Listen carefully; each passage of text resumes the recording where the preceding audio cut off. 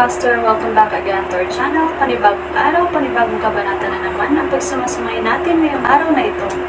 At kung bago ka sa ating channel, pag-click ang subscribe button and hit the notification bell para updated kayo sa ating mga susunod na videos. So mga Master, bago natin simulan ang ating kabanata ngayong araw na ito, huwag po sana natin skip yung ads mga Master, no, dahil malaking bagay na po yan sa ating munting channel. So simulan na natin kabanata ngayong araw na ito. Let's go! Kabanata 1371 hanggang 1390. Kabanata 1371. Hoy, gaano pa ba tayo lalakarin? Naka-high heel si Elena at hindi na niya kinaya. Naglupasay siya sa lupa at tumanggi na ipagpatuloy ang paglalakad. Nagreklamo siya, bakit kailangan nating maglakad kung sasakay lang naman tayo? Nasa unahan lang. Paano kung kukuha ako ng taxi para dalhin ka sa isang hotel para magpahinga? Pagkasambit pa lang niya ng mga katagang iyon ay tumayo na si Elena. Hindi kailanman. Naglakad siya palapit kay James, ngumuso, at sinabing, huwag mo nga akong isipin na iwan ako. Matapos maglakad ng malayo, isang Villa District ang nakita. Sa sandaling iyon, sumugod sa kanila ang ilang mersenaryo na nakasuot ng camouflage uniforme at armado ng mga sandata, na hamarang sa kanilang landas. Nang makita ang paparating na grupo ng mga tao, napukaw ang kuryosidad ni Elena. Wow! Mga mersenaryo sila. Si Elena ay prinsesa ni Durandal at naranasan niya ang lahat ng uri ng mga pangyayari. Sa halip na matakot, natuwa siya sa eksena. Sino kayong tatlo? Lumapit ang isang nasa katanghaliang gulang na lalaki na may dalang machine gun at iniskan ang tatlo. Humakbang si James. Sa paghakbang pa lang niya, 12 ng machine gun ang nakatutok sa kanya. Kinawayan niya ang kamay at sinenyasan ang iba na huwag gumalaw. Tapos, nakangiti niyang sabi, I'm James from the Dragon Palace. May appointment ako kay Mr. Woods. Palasyo ng Dragon. Nataranta ang pinuno ng grupo ng mga mersenaryo. Hindi pa niya narinig ang tungkol sa Dragon Palace. Gayunpaman, ang mga nakatataas ay naghatid ng mensahe na ang isang taong nagngangalang James ay bibisita sa gabi. Naalala ng pinuno ang kanyang sarili at iniutos, hanapin sila. Dala lang ni James ang Blade of Justice. Maliban sa kanyang espada, wala siyang dalang ibang armas.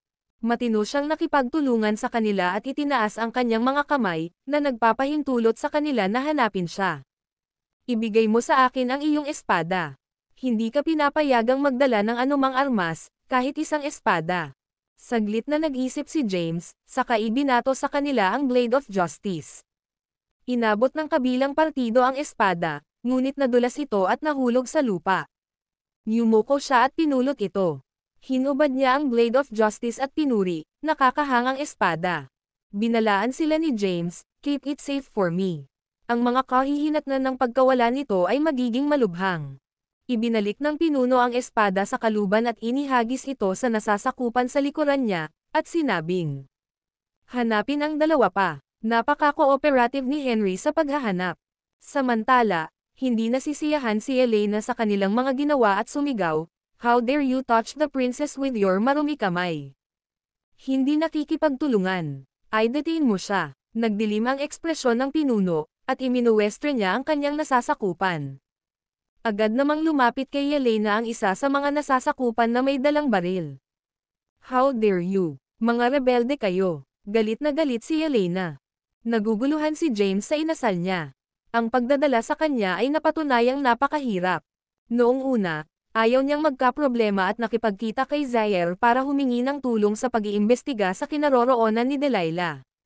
Gayunpaman, wala siyang pagpipilian kundi kumilos. Sa isang iglap, nawala siya sa paningin. Makalipas ang ilang segundo, bumalik siya sa dati niyang pwesto. 12 ng mga mersenaryo na armado ng mga sandata ang nahulog sa lupa, na umuungol sa sakit. Napatulala si Elena. Bago niya maproseso ang nangyari, ang mga mersenaryo ay bumagsak sa lupa sa sakit. James, ikaw. Puno ng gulat ang magandang mukha ni Elena habang nakatitig kay James. Nakangiting sabi ni James, I didn't want to hurt anyone, but I can't stand still while the princess is being binubuli. Sige, alis na tayo. Tumalikod siya at humakbang pasulong. Ang video na ito ay edited by Urban Storytelling. Kabanata 1372. Ang mga mata ni Yelena ay kumikinang sa paghanga. Alam niyang malakas si James pero hindi niya inasahan na magiging ganito ka-overpowering. Agad niyang pinabagsak ang 12 ng armadong mersenaryo, iniwan silang umungol sa sakit at hindi na makabangon. Tumakbo siya at naabutan si James. Nagniningning ang kanyang mukha na may matingkad na ngiti. Hindi ko ine-expect na ganito kakalakas. Ngumiti ng mahina si James bilang tugon. Bigla siyang may naalala at tumalikod, winawagayway ang kamay sa ere. Agad na lumipad papunta sa kanya ang Blade of Justice na nasa lupa. Hinawakan niya ang espada at sinabing, "Tara, salubungin natin itong si Mr. Woods." Nagpatuloy si James. Pagkaalis niya, tumayo ang isa sa mga mersenaryo at inilabas ang kanyang telepono para tumawag. Mr. Si Woods, ang nagtatag ng Dragon Palace, si James, ay nasugatan ang marami sa ating mga tauhan at pinipilit siyang pumasok. Isang matangkad at itim na lalaki ang nakaupo sa sofa. Nang marinig ang ulat ng kanyang subordinate, napangiti siya at bamulong, "Interesting. Hindi pa ako nagkaroon ng kahit sinong nang ahas na pumasok sa teritoryo ko." Nagpatuloy si James sa paglalakad ng mas malalim papasok sa Villa District. Habang papalapit sila sa Villa District, mas binabantayan ng security ang lugar. Mayroong post kada 3 hakbang at 5 tao bawat post. Ang mga mersenaryong ito ay binubuo ng mga Caucasians, Blacks, at Asians. Lahat sila ay mabigat na armado. Tila nagutos ang nakatataas na huwag nilang pigilan si James at ang kanyang partido. Biglang may lumapit na sasakyan mula sa di kalayuan. Lumabas sa kotse ang isang lalaking nasa edad 40 na may mataas na ilong at maputi ang balat. Sa likod niya ay maraming itim na lalaki na may mga rocket launcher sa kanilang mga balikat. Lumapit ang pinuno ng Caucasian at tumayo sa harap ni James. Itinaas niya ang kamay, sinenyasan si James, na huminto sa pagsulong. Huminto si James at tumingin sa taong nasa harapan niya. Nang makita ang eksenang ito, bumulong si Yelena, "Hindi ko alam na may pribadong armadong puwersa sa Utharburg, magkakaroon ako. Upang ipaalam sa aking ina at hilingin sa kanya na magpadala ng mga tropa upang linisin ang mga taong ito." Ang pinuno ay tumayo 10 metro ang layo at nagtanong, "Ikaw ba si James ay taga Dragon Palace?" Sumagot si James, "Oo, ako iyon." Hindi siya malakas, ngunit malinaw na umalangaw-ngaw ang kanyang boses sa buong lugar. "Ang lakas ng loob mo, brat. How dare you attack on Mr. Woods' property? Itali mo siya." Kasunod ng kanyang utos, pinalibutan ng maraming armadong mersenaryo ang partido ni James. Lumitaw din ang ilang mga sniper sa mas mataas na lugar sa di kalayuan. Ang trio ay agad na na-flash ng hindi mabilang na mga tuldok ng laser mula sa mga rifle. Gayunpaman, hindi natakot ang tatlo. Sina James at Henry ay dumaan sa lahat ng uri ng labanan sa nakaraan. Samantala, si Yelena ay prinsesa ni Durandal at marami na rin siyang nasaksihan sa nakaraan.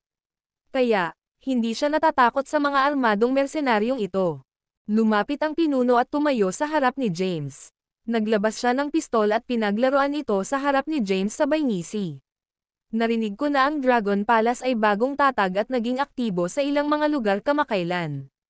Gayunpaman, nagdilim ang mukha niya, at bigla niyang itinaas ang kamay, idiniin ang pistol sa noo ni James.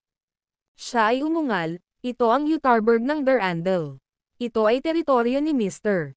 Wood. Sa lugar na ito, kumilos ka ayon sa mga tuntunin ni Mr. Wood." Lumuhad ka agad. Ang kanyang boses ay parang dumadagandong na kulog na umaalingaw-ngaw sa pandinig ng lahat. Bago pa makasagot si James, napangiti si Yelena, "Mr. Teritoryo ni Woods. Napakayabang. Ito ay si Durandal, at ito ang Luis." Mabilis na pinutol ni James si Yelena. "Yelena, remember, low profile." "Mabuti." Pasensya na sagot ni Yelena at wala nang sinabi pa. Itinaas ni James ang kanyang kamay, ibinaba ang baril na nakatutok sa kanyang noo, at mahinahong sinabi, "Nandito ako para pag-usapan, ilang bagay kay Mr. Woods. Mangyaring dalhin ako sa kanya. Gusto mong makilala si Mr. Woods. Sigurado, maaari kang lumuhad." Ngumisi ang lalaki. Dumilim ang mukha ni James. Wala siyang planong saktan ang sinuman at gusto lang niyang magkaroon ng mapayapang pakikipag-usap kay Zaire. Kung tutuusin, gusto niyang humingi ng pabor. Gayunpaman, tila hindi niya magagawang makipagkita kay Zaire nang hindi ipinapakita ang kanyang mga kakayahan. Hindi mo ba ako narinig? Sabi ko, lumuhad ka. Muling nagsalita ang leading man. Ang video na ito ay edited by Urban Storytelling. Kabanata 1373. Bago pa man siya makatapos ng pagsasalita ay nalaglag na ang katawan ng lalaking Caucasian. Sabay-sabay, ang lahat ng iba pang mga mersenaryo ay bumagsak sa lupa. Malakas na enerhiya ang sumabog mula kay James at pinabagsak ang kanyang mga kalaban. Ang mga sniper na nakatago sa mas mataas na lugar ay nahulog din sa lupa at hindi nakakakuha ng sapat na lakas upang makabangon. Binawi ni James ang kanyang lakas at tumingin sa lalaking Caucasian na nakahandusay sa lupa, sumisigaw sa sakit. Lumapit siya at tinapakan ang mukha ng Caucasian na lalaki. Mahinahong sinabi, mataas ang tingin ko sa mga kakayahan ni Zaire, kaya naman pinuntahan ko siya. Bumangon ka at ihatid mo ako sa kanya. Sa sandaling iyon, isang bagyo ang bumalot sa puso ng lalaking Caucasian. Ano ang nangyayari? Hindi niya maintindihan ang nangyari ilang sandali ang nakalipas. Sino ang lalaking nauna sa kanya? Baka isa siyang Diyos. Nabigla rin si Henry sa lakas ni James. Alam niyang si James ay isang 8th ranked Grandmaster ngunit hindi niya alam kung hanggang saan ang kanyang lakas. Sa isang tabi, napatulala si Elena. Si James ay nagpakita ng lakas ng napakalakas na hindi niya akalain na posible ito. Tao ka rin ba? Matapos ang isang saglit na pagkabigla, muling inayos ni Elena ang sarili at hindi makapaniwalang tumingin kay James. Siya ay kabilang sa Imperial family ni Durandal at nakita niya ang lakas ng makapangyarihang mga kabalyero sa paglalaro. Gayunpaman, kahit na ang pinakamalakas na Durandal Knight ay hindi maaaring umatake ng walang tunog, lalo pa ang pagpapabagsak ng napakaraming tao ng sabay-sabay. Binuhat ni James ang lalaking Caucasian sa lupa. Napatulala ang lalaki at dinala si James kay Zaire habang tulala pa rin. Samantala, nakayakap si Zaire sa isang dalaga sa villa. Biglang bumukas ang pinto. Pumasok sa silid ang lalaking Caucasian. Pagpasok pa lang niya sa villa, hindi na niya nakayanan, bumigay na ang mga paa niya. Bumagsak siya sa lupa, hindi na makatayo. Hindi mapakali si James at tumingin sa sala, napansin agad ang itim na lalaking nakayakap sa isang dalaga. Binigyan na ni Blake ng impormasyon si James tungkol kay Zaire. Kaya naman, masasabi niyang ang matangkad na itim na lalaki ay si Zaire. Lumapit si Jarnes at umupo sa tabi niya. Umupo din si Elena sa tabi ni James na excited ang mukha. Samantala, nakatayo si Henry sa likod ni James. Itinulak ni Zaire ang dalaga palayo at tumingin kay James, nakaupo sa tapat niya. Ngumisi siya at mahinahong sinabi, ikaw dapat si James, ang nagtatag ng Dragon Palace. Walang pakialam na sagot ni James. Brat, ang lakas ng loob mo. How dare you make trouble in my territory? Hindi ka ba nagtanong bago dumating? Agad na nagdilim ang ekspresyon ni James. Gusto lang niyang humiram ng ilang channel kay Zaire para imbestigahan si Delilah. Gayunpaman, ang taong nauna sa kanya ay kumikilos ng mayabang. Tama na sa kalokohan mo. Mabilis na gumalaw ang katawan ni James, at humarap siya kay Zaire. Hinawakan niya ang kwelyo ni Zaire, sinakal ang leeg, at malamig na sinabi. Diretso ako sa iyo. Kailangan kong hiramin ang iyong intelligence network para maimbestigahan ang kinaroroonan ng isang tao. Kasing bilis ng kidlat ang mga galaw ni James, at ni Zaire ay wala ng oras na mag-react bago mabigti ang kanyang leeg. Sa sandaling iyon, nahihirapan siyang huminga at nasusuka. Binitawan siya ni James at bumalik sa orihinal niyang upuan. Mabilis na nag-react si Zaire at inilabas ang kanyang baril, pinaputukan si James. Boom! Isang putok ng baril ang umalangaw-ngaw. Sigaw ni Elena. Pagkatapos magpaputok ng baril ni Zaire ay tuluyan na siyang natigilan. Itinaas ni James ang kanyang kamay at sinalo ang bala sa pagitan ng kanyang mga daliri sa harapan niya. May mga butil ng pawis sa mukha ni Zaire. Babagsak na sana siya sa lupa kung hindi siya nakaupo sa sofa. Ang video na ito ay edited by Urban Storytelling. Kabanata 1374. Hindi mabilang na mahirap na sitwasyon ang pinagdaanan ni Zaire. Gayunpaman, hindi pa siya nakakita ng ganitong karumal-dumal na eksena. Paano makakahuli ng bala ang isang tao gamit ang kanyang mga daliri? Tao ba ang lalaking ito? Nagsimulang tumulo ang malamig na pawis sa kanyang noo. Umupo sa tabi ni James, sumulyap si Elena kay James at nag-isip ng malalim. Maya-maya'y bumalik sa katinoan si Zaire at tumingin kay James. Nanginginig siya na parang nakatingin sa demonyo. Sa sandaling iyon, hindi siya naglakas loob na maging pabaya at mabilis na magalang na sinabi. Mr. Caden, sino ang gusto mong imbestigahan? Kinuha ni James ang litrato ni Delilah, inilagay ito sa mesa, at marahang itinulak ito, na nagsasabing, hinahanap ko ang babaeng ito.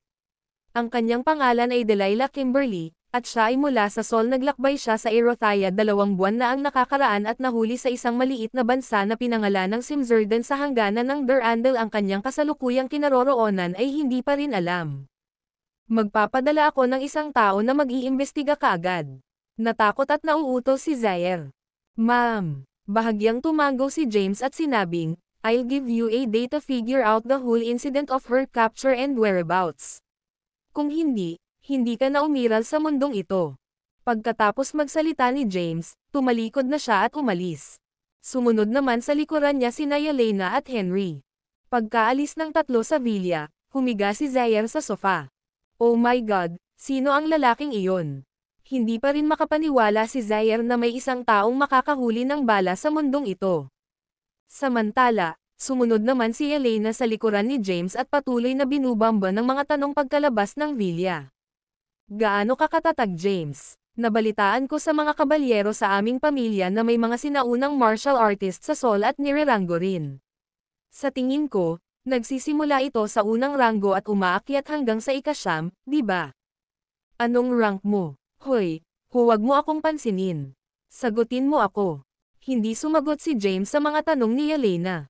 Nababalot siya sa kanyang iniisip tungkol sa sitwasyon ni Delilah.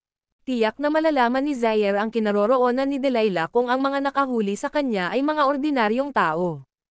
Gayunpaman, kung siya ay nahuli ng ilang mahiwagang puwersa, magiging mahirap para sa kanya na malaman kahit na sa kanyang mga channel at impluwensya.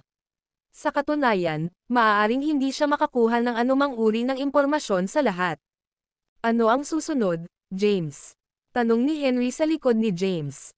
Nag-isip sandali si James at sinabing, mananatili kami sa Utharborg ng isang araw at maghihintay ng update mula kay Zaire. Kailangan nating gumawa ng iba pang mga plano para mag-imbestiga kung hindi niya tayo makukuha ng anumang impormasyon. Tumango si Henry at sinabing, sige. Magpapabook ako agad ng pwesto para sa atin. Pagkatapos makipagkita ni James kay Zaire, nanatili siya sa bayan. Samantala, bumalik si Thea sa kabisera at desperado siyang nagsisikap na gamutin ang kanyang mga sugat at alisin ang malamig na enerhiya sa kanyang katawan.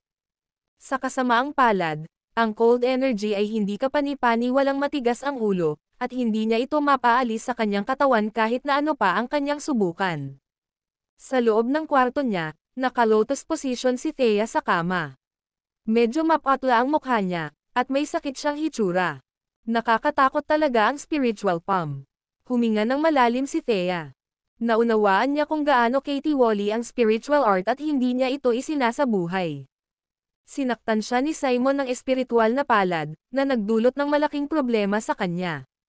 Sa pagkakataong iyon, biglang tumunog ang phone niya na nakatabi. Binawi niya ang kanyang lakas, kinuha ang telepono, at nakita niyang si Maxine ang tumatawag. Sinagot niya ang telepono at malamig na sinabi, ano ang problema? Boses ni Maxine ang narinig mula sa telepono. Kamusta ang mga sugat mo?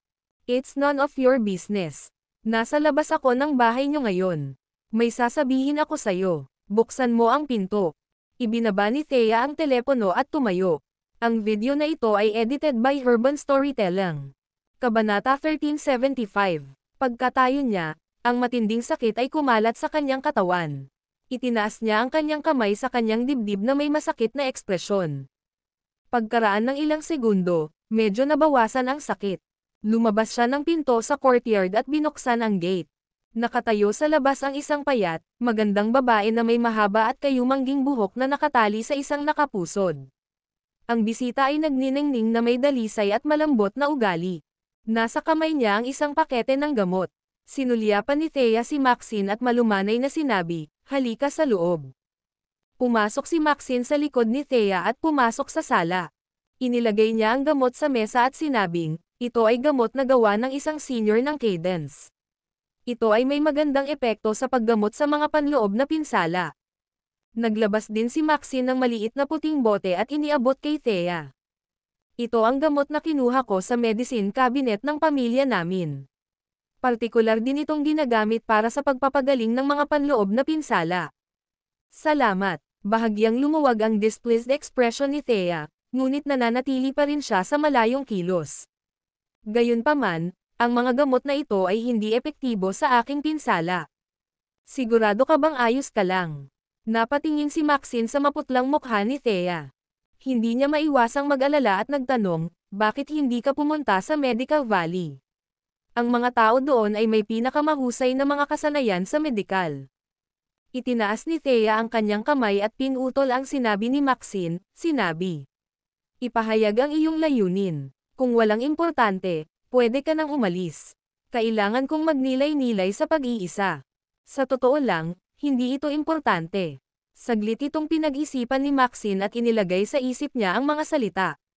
Pagkatapos, sinabi niya, may balita mula kay Erothaya na nagsasabi na ang pamilya Kiz ay magdaraos ng isang komperensya sa Durandal, ang International Martial Arts Conference sa Durandal. Nakikinig kay Maxine, walang pakialam na ekspresyon si Thea. Gayunpaman, nang marinig niya ang tungkol kay Durandal, hindi niya napigil ang kabahan at nagtanong, may kaugnayan ba ito kay James? Umiling si Maxine at sinabing, hindi naman siguro. Nakahinga ng maluwag si Thea at nagtanong, ano ang pinagmulan ng pamilya Kiz? Sagot ni Maxine, after learning about the International Martial Arts Conference, I specifically looked into them.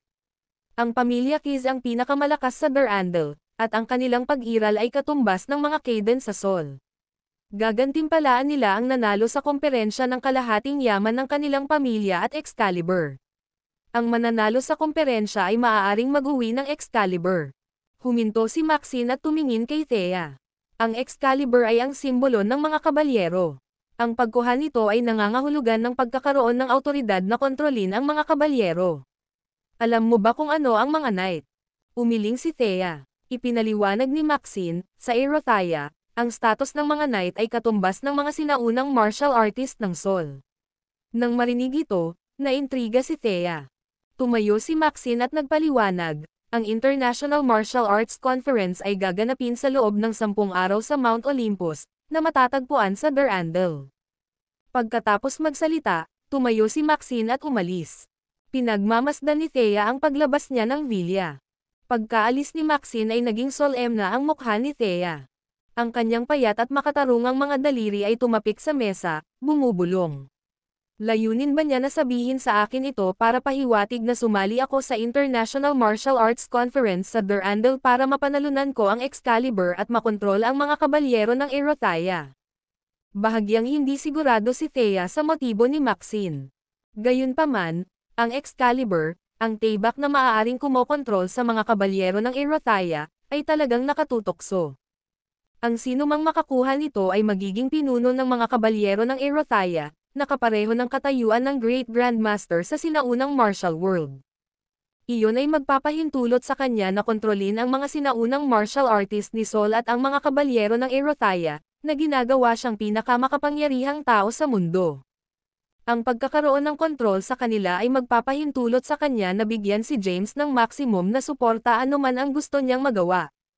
Ubo. Naputol ang pag-iisip ni Thea nang biglang umubo. Umubo siya ng maraming dugo.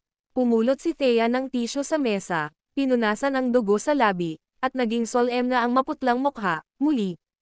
Ang kalagayan ko ngayon ay hindi ako pinapayagang lumaban. Hindi ako makakalaban para sa Excalibur. Nag-aalala si Thea. Ayaw niyang isuko ang pagkakataon, ngunit hindi siya pinayagan ng kanyang pisikal na kondisyon na gawin ang gusto niya.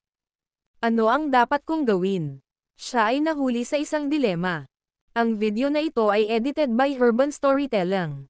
Kabanata 1376, Medical Valley. Naalala ni Thea ang pagbanggit ni Maxine sa Medical Valley.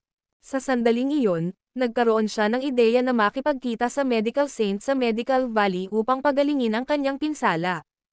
Matapos umusbong ang pag-iisip, Agad siyang bumalik sa kanyang silid at binuksan ang kanyang aparador. Binuksan niya ang nakatagong storage sa closet at inilabas ang maskara, damit, at malevolent sword ng pinuno ng Celestial Sect. Inilagay ni Thea ang mga gamit sa isang malita at nagmamadaling lumabas. Bumili siya ng tiket sa eroplano at pumunta sa lungsod kung saan matatagpuan ang Medical Valley. Hindi nagtagal, lumabas si Maxine sa pinagtataguan mula sa kalapit na courtyard house ni Thea. Tumingin siya sa direksyon na iniwan ni Thea at bamulong. Si Thea lang hindi na pwedeng tumahimik. Pupunta ba siya sa Medical Valley para hanapin ang medical saint para gamutin ang mga sugat niya o kay Durandal? Hindi sigurado si Maxine ngunit itinago niya ito sa kanyang isip. Ang kanyang layunin sa pagpunta ay upang ipaalam kay Thea ang mga balita ng komperensya at ihanda siya para dito. Tumalikod siya at umalis. Samantala, sumakay ng eroplano si Thea sa airport. Ang Medical Valley ay matatagpuan sa timog kanluran ng Sol. Si Thea ay hindi pa nakakapunta sa malalalim na kabundukan at kagubatan ng timog kanlurang rehiyon. Gayunpaman, siya ang pinuno ng Celestial Sect ngayon, ang Dark Horse ng sinaunang martial arts world ni Sol. Ang sekta ay maaaring ituring na pinakamakapangyarihang puwersa sa Sol. Sa makatuwid, madali para sa kanya na mahanap ang eksaktong lokasyon ng Medical Valley. Wala pang kalahating araw, nakarating siya malapit sa Medical Valley. Sa unahan niya ay isang malawak na hanay ng bundok. Sa paanan ng isa sa mga bundok ay isang maliit na nayon. Tanghali na nang makarating siya, at umusok ang usok mula sa nayon. Naghahanda ng tanghalian ang mga taga-nayon. Alam ni Thea ang lugar kung saan nakatira ang Outer Disciples of Medical Valley. Ang mga Outer Disciples of Medical Valley ay nanirahan sa lugar tulad ng mga ordinaryong magsasaka at nabubuhay sa pamamagitan ng pagtatanim ng mga pananim. Isinuot ni Thea ang kanyang nakakatakot na maskara. Nakasuot siya ng malaki at itim na Amerikana, at hinawakan niya ang kanyang espada. Dahan-dahan siyang naglakad patungo sa nayon. Bago pa man siya pumasok sa nayon, marami na siyang naakit na atensyon ng mga taga-nayon. Napatingin ang mga taga-nayon kay Thea na may hinala. Lumapit ang isang magsasaka na may dalang kagamitan sa pagsasaka at maingat na tiningnan ang papalapit na si Thea. Tanong niya, "Hey there. Ano ang layunin ng iyong pagbisita? Ano ang gusto mo sa amin?" "Ako ang pinuno ng Celestial Sect. Dito para makilala ang medical saint." Hininaan ni Thea ang boses at nagsalita sa malalim na tono. Nang marinig na siya ang pinuno ng Celestial Sect, agad na umatras ng ilang hakbang ang magsasaka. Bagamat siya ay kasalukuyang magsasaka, isa rin siyang disipulo ng Medical Valley at narinig niya ang tungkol sa Celestial Sect. Hindi pinansin ni Thea ang mga Outer Disciples at pumasok sa village na may dalang malevolent sword. Sa nayon, maraming tao ang nagtipon-tipon na may dalang armas. Gayunpaman, wala sa kanila ang nang-ahas na kumilos laban kay Thea. Pinagmasdan nila ang dahan-daang paglalakad ni Thea sa kanilang nayon patungo sa bundok sa likod ng nayon. Pagkarating sa bundok, pinaikot ni Thea ang kanyang true energy at binilisan ang takbo. Maya-maya, nakarating na siya sa main, lokasyon ng Medical Valley. Ang Medical Valley ay matatagpuan sa isang lambak sa pagitan ng ilang mga bundok. Natural ang kapaligiran, at sariwa ang hangin na may pahiwatig ng amoy ng gamot. Ang balita ng pagdating ng Celestial Sect ay kumalat na sa buong Medical Valley. Tumayo si Thea sa tabi ng isang ilog malapit sa Medical Valley at tiningnan ang malinaw na tubig. Sa sandaling iyon, isang grupo ng mga tao ang dumating mula sa malayo. Ang nangunguna ay isang matandang may puting buhok at balbas. Nakasuot siya ng puting damit at parang isang celestial na nilalang na hindi kabilang sa mundong ito. Maraming tao ang nakasunod sa likod niya. Ang mga taong ito ay lumakad sa tubig at lumitaw sa harap ni Thea, nakatayo mga 10 metro ang layo mula sa kanya. Ang video na ito ay edited by Urban Storytelling. Kabanata 1377. Ang matandang lalaki na mukhang isang celestial na nilalang ay ang Valley Master, na tinawag na Medical Saint. Ang kanyang mga medikal na kasanayan ay ang pinakamahusay sa Sol, at kahit na ang mga Kaden ay hindi kumpara sa kanya. Ang medikal na saint ay humakbang pasulong at ikinulong ang kanyang kamao, na nagsasabing, "Humihingi ako ng paumanhin sa pagkaantala sa pagdating para salubungin ka. Maaari ko bang itanong kung bakit bumibisita ang pinuno ng Celestial Sect ngayon sa Medical Valley?" Nahaharap sa pinuno ng Celestial Sect na naging viral sa sinaunang martial world, ang Medical Saint ay hindi naglakas loob na kumilos ng walang pakialam. Kailangan ko ng paggamot. Hindi nagpatalo si Thea at direktang sinabi ang layunin ng kanyang pagbisita. Paggamot. Natigilan ang Medical Saint. Ang mga alagad ng Medical Valley ay nanatiling maingat sa kanilang bisita. Oo, malumanay na sagot ni Thea. Nakipaglaban ako sa Grand Sect Leader, si Simon, sa Mount Thunder Sect. Gumamit siya ng long-lost martial art technique, spiritual palm of the spiritual art sa akin. Nataman ako ng suntok at parang hindi maalis ang cold energy. Kaya, pumunta ako sa Medical Valley upang gamutin ang aking pinsala. Espiritual na palad. Nanlamig ang dugo ng Medical Saint. Hindi makapaniwalang tumingin siya kay Thea na nakasuot ng nakakatakot na maskara. Itinanggi niya ang posibilidad. Imposible yan. Si Simon ay isang kahanga-hanga at iginagalang na figure ng sinaunang martial world. Siya ay isang alamat na nabuhay ng higit sa 100 taon. Hindi siya maaaring nagsasanay ng gayong mapanlinlang at masamang pamamaraan ng martial art. Sinasabi mo bang nagsisinungaling ako sa'yo? Sagot ni Thea sa paos na boses. Tiyak na hindi. Ang Medical Saint ay gumawa ng isang malugod na kilos at sinabing, pumunta ka dito. Hindi siya nang ahas na tanggihan ang kanyang kahilingan at mabilis na tinanggap siya sa lambak. Maging si Simon ay natalo, at ang lahat ng impyerno ay mawawala sa Medical Valley kung nais ng pinuno ng Celestial Sect na sirain sila. Umupo si Thea sa isang kahoy na upuan sa loob ng isang kahoy na bahay sa Medical Valley. Umupo sa tabi niya ang Medical Saint at sinabing, iunat mo ang iyong kamay para sa akin. Kailangan kong suriin ang pulso mo. Hinubad ni Thea ang kanyang mga guwantes na gawa sa balat, bahagyang ibinulong ang kanyang manggas, at ipinakita ang kanyang makatarungan at payat na mga kamay. Nagulat ang Medical Saint nang makita ang kanyang mga kamay. Nagtataka siya sa kanyang puso, maaaring ang pinuno ng Celestial Sect na naging viral sa sinaunang martial world ay isang babae. Ang mga kamay na ito ay patas at maganda. Siya ay dapat na isang bata at napakagandang babae. Anong mali? Sabi ni Thea sa malalim na boses. Hindi, wala lang. Nawala sa kanyang pag-iisip ang Medical Saint at idiniin ang kanyang mga daliri sa pulso ni Thea, tinitingnan ang kanyang pulso. Lumipas ang oras sa minuto. 1 minuto, 5 minuto, at pagkatapos ay 10 minuto. Sinuri ng Medical Saint ang kanyang pulso sa loob ng 10 minuto at binawi ang kanyang kamay. Ibinaba ni Thea ang kanyang manggas, isinuot muli ang kanyang mga guwantes na gawa sa balat, at tumingin sa Medical na Saint, nagtatanong, kumusta? Unti-unting naging solemn na ang ekspresyon ng Medical Saint. Matapos mag-isip ng 10 segundo, sumagot siya, hindi maganda ang kalagayan mo. Una, malubha ang iyong mga panloob na pinsala, at kung hindi dahil sa iyong makapangyarihang true energy na nagpapatatag sa iyong kondisyon, maaaring patay ka na. Pangalawa, mayroon talagang hindi kapani-pani walang masamang enerhiya sa iyong katawan. Patuloy nitong sisirain ang iyong katawan at mga organo.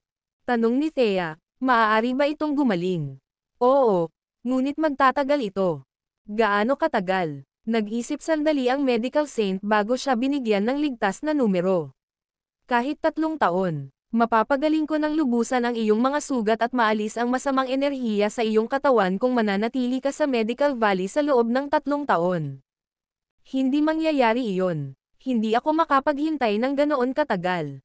Sagot ni Thea sa malalim at paos na boses, 1 linggo. Bibigyan kita ng 1 linggo para tuluyan na akong gumaling. Tiyak na gagantimpalaan kita ng malaki pagkatapos.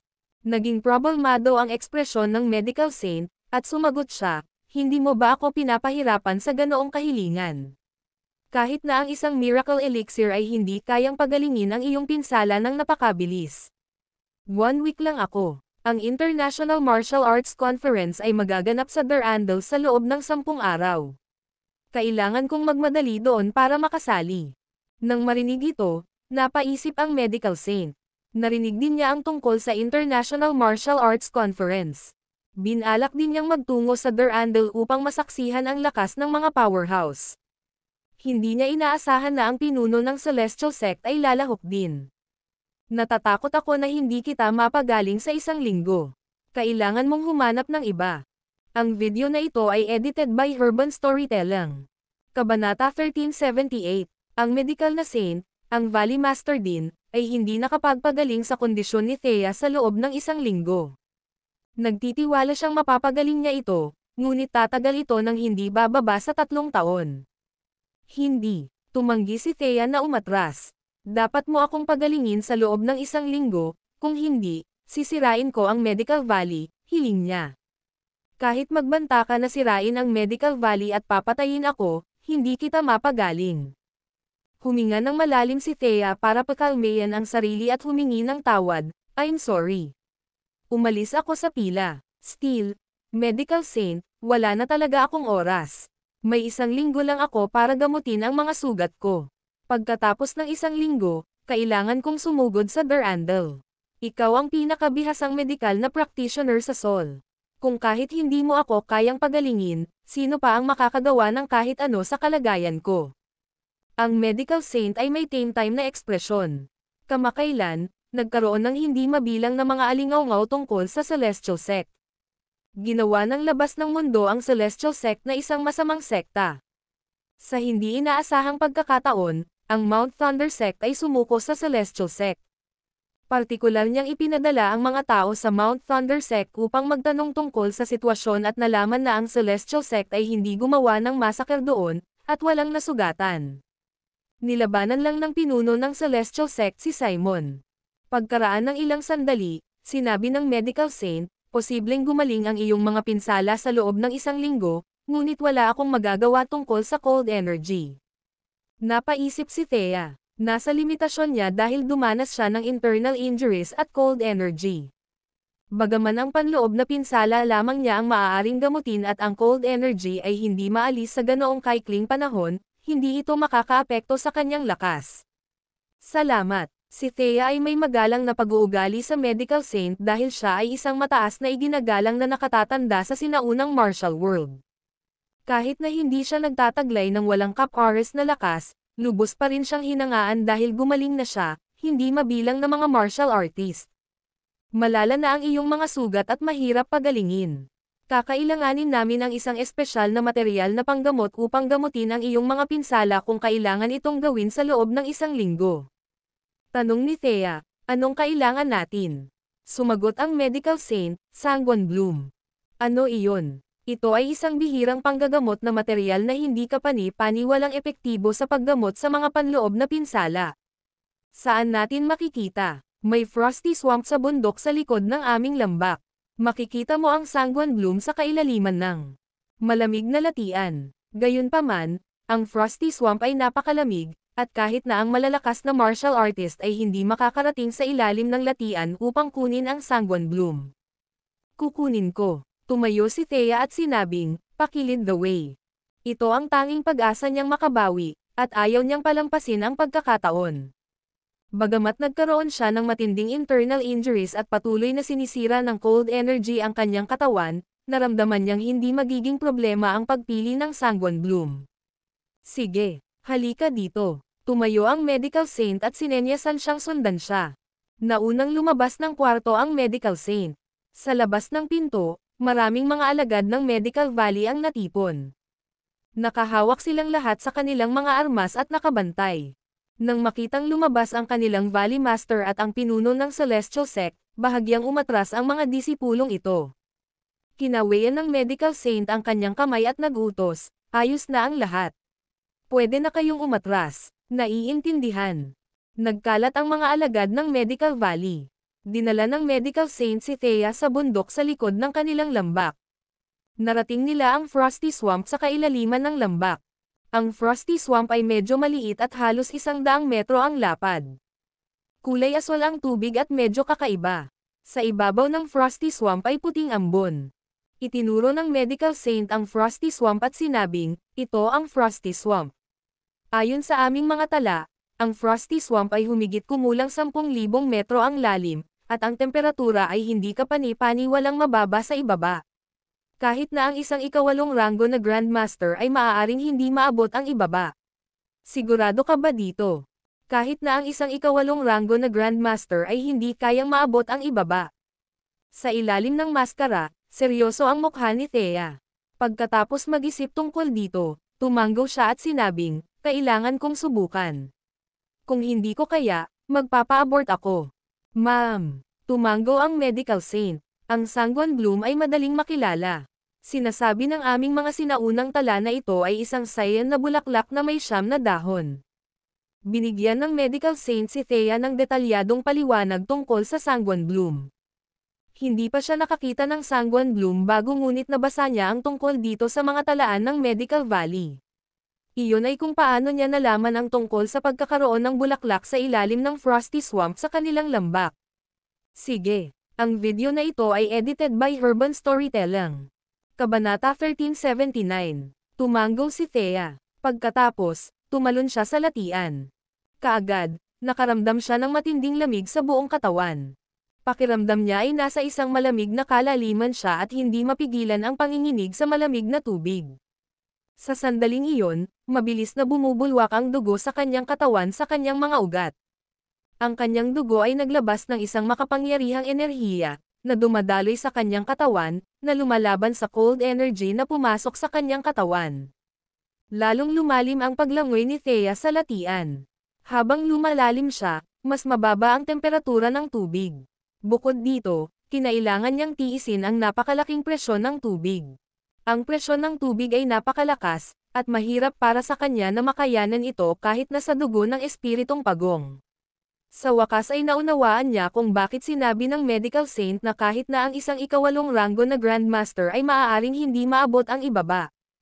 Matapos ma-activate ang dugo ng Spirit Turtle sa kanyang katawan, ang kanyang lakas ay magiging isang 8th rank Grandmaster at maaaring lumampas pa sa peak ng ikawalong rank.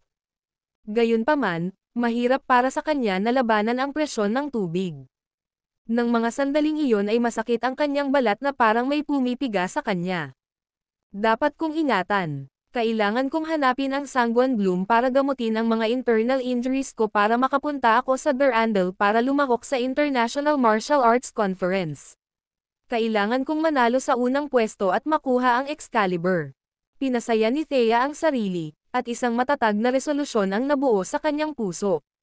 Pinakilos niya ang kanyang true energy at ang kapangyarihan ng dugo ng Spirit Turtle at patuloy na lumalangoy ng mas malalim sa latian. 3,000 metro, 5,000 metro, 8,000 metro. Hindi nagtagal, naabot niya ang 8,000 metro ang lalim sa Frosty Swamp. Hindi na niya ito nakayanan pa at hindi na siya makalakad pa.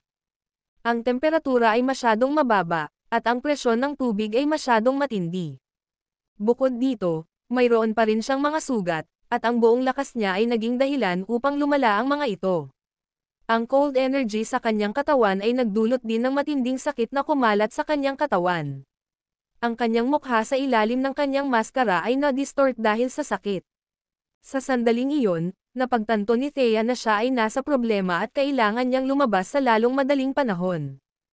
Kung hindi, maso-suffocate siya hanggang sa mamatay. Matapos maulit ang kanyang pinsala, bahagya siyang nataranta at galit na lumangoy paitaas. Gayunpaman, unti-unting nawala ang kanyang kamalayan.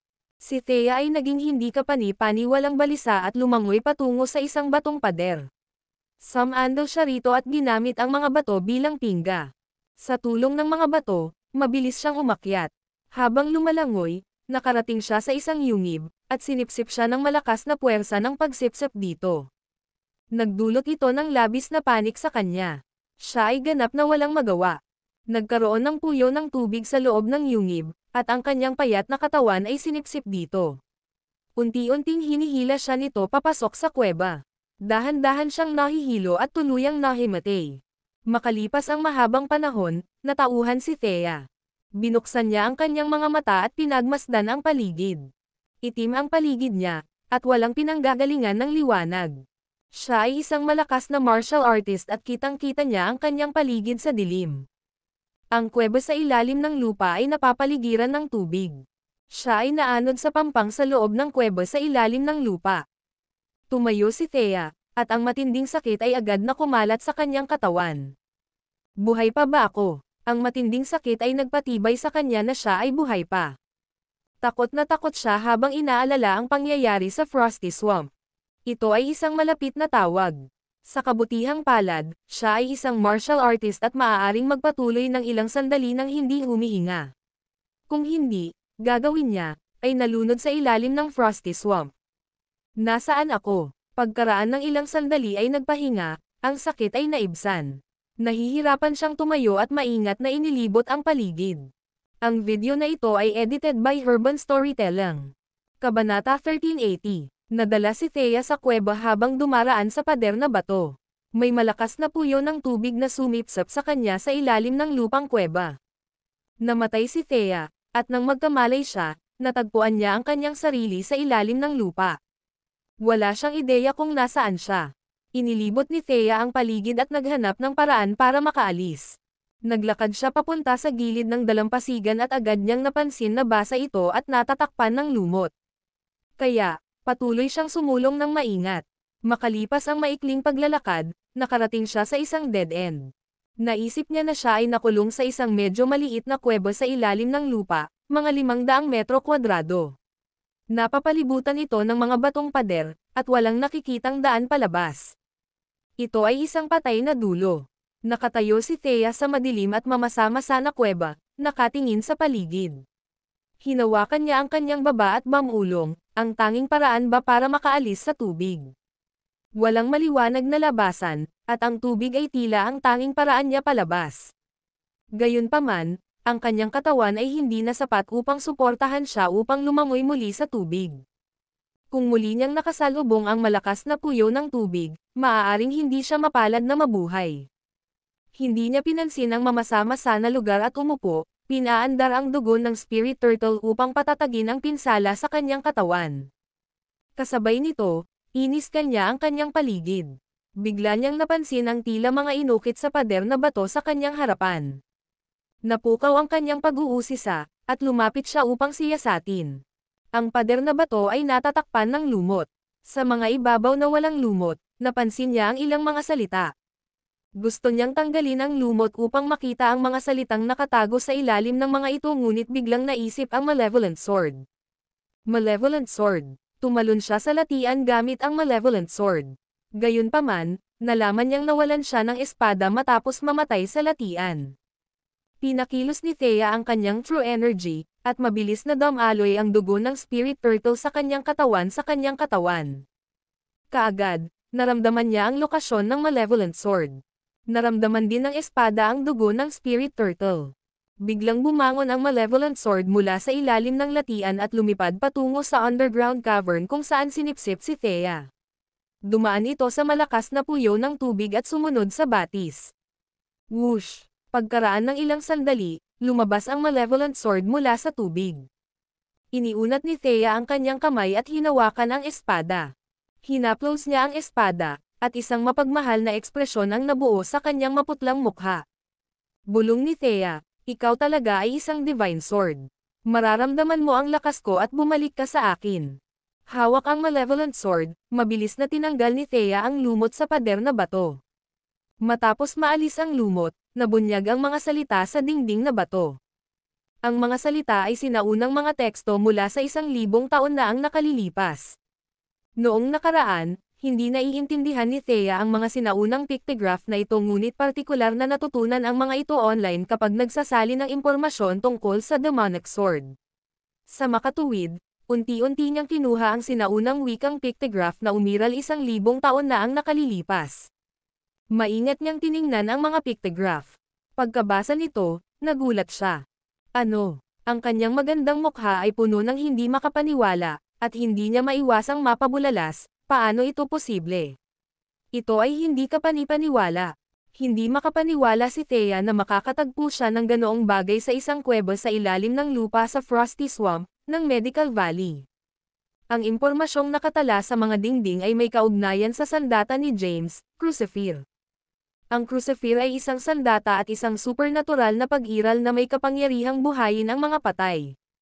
Gayunpaman, palaging mayroong yin at yang. Lahat ay nagkaroon ng polarity. Umiral ang Crucifer para magligtas ng mga buhay, samantalang umiral ang Exalter para kumitil ng buhay. Mayroong purong heavenly breath, at mayroon ding kahabag-habag na demonic breath. Mayroong invincible body CD, At mayroon ding hindi masisira na murderous energy, na sum-iris sa lahat. May mga medikal na aklat, ngunit gayon din ang aklat ng males. Matapos basahin ni Thea ang impormasyon sa pader na bato, huminga siya ng malalim sa gulat. Naglakad siya papunta sa pader na bato at nakita niya ang isang estatwa ng ulo ng dragon. Matagal nang gumuho ang estatwa at naging tambak ng mga durog na bato, na kanina pa napapansin ni Thea. Inalis ni Thea ang mga bato. Ang video na ito ay edited by Urban Storytelling. Kabanata 1381. Isang slate ang nakalantad sa ilalim ng mga durog na bato. Naalala ni Thea na nakuha rin ni James ang Medical Book Volume 2 sa ilalim ng Dragon Head Statue, sa kabilang kuweba sa ilalim ng lupa. Binuksan niya ang slate at nakita niya ang isang kahon sa ilalim nito. Kinuha ito ni Thea, hinawakan sa kanyang mga kamay, at siniyasat.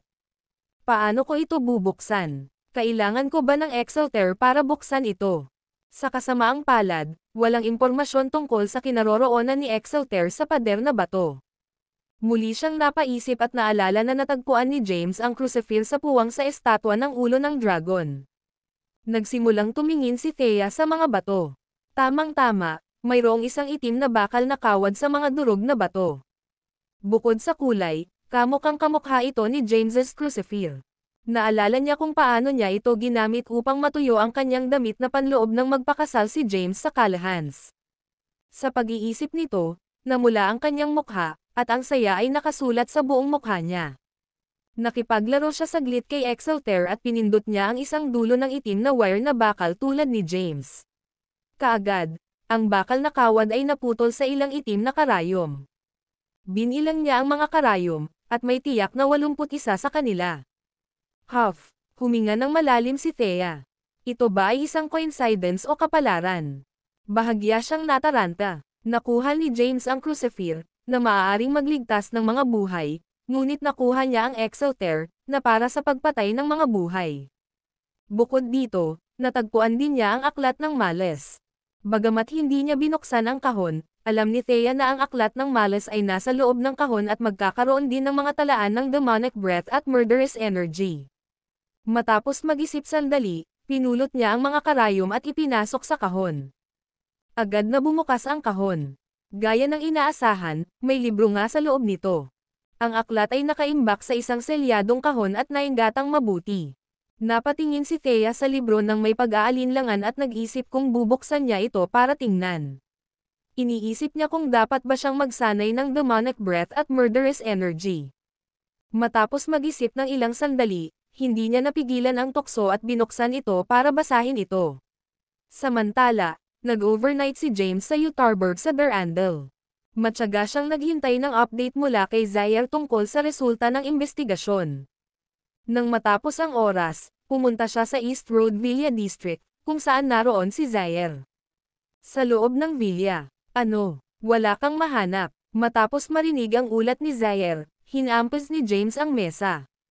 Bang! Agad na nalaglag ang mesa, at nagkalat ang mga piraso nito sa lupa. Galit na sabi ni James, anong ginagawa mo? Hindi ba masyadong maimpluwensya ang iyong mga koneksyon? Gayunpaman, hindi mo man lang magawa ang ganoong kaliit na gawain. Nagsimulang tumulo ang malamig na pawis sa noo ni Zaire. Nagmamadali niyang paliwanag, Mr. Caden, I really did my best to look into it, pero wala akong mahanap. Hindi ko mahanap ang mga taong nakahuli nitong Ms.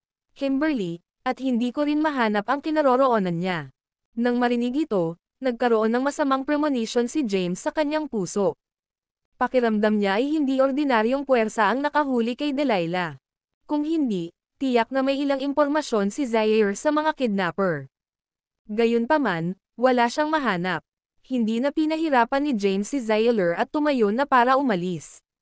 Tanong ni Henry, ano ang dapat nating gawin ngayon, James? Saglit na nag-isip si James at sinabing, kailangan kong personal na pumunta sa bansa kung saan nahuli si Delilah para makahanap ng ilang pahiwatig. Seryoso ang ekspresyon niya. Naging mas komplikado ang mga bagay. Ang video na ito ay edited by Urban Storytelling. Kabanata 1382. Hindi lang mahanap ni Zaire ang anumang impormasyon tungkol kay Delilah, at mabilis na naunawaan ni James na hindi ordinaryong puwersa ang nakahuli sa kanya. Sa kabila ng impluwensya ni Zaire, wala pa rin siyang mahanap tungkol sa kinaroroonan nito. Walang pagpipilian si James kundi magtungo sa maliit na bansa, Simzerdan, sa mga hangganan ng Durandal upang mag-imbestiga. Nais niyang makita kung maaari niyang makuha ang anumang mga pahiwatig tungkol sa pagkawala nito at sa mga taong nakahuli sa kanya. Pumunta tayo sa Simzerdan. Henry, ay book na agad ang mga tiket, utos ni James. Sige. Tumango si Henry, kinuha ang kanyang telepono, at binili ang mga tiket online.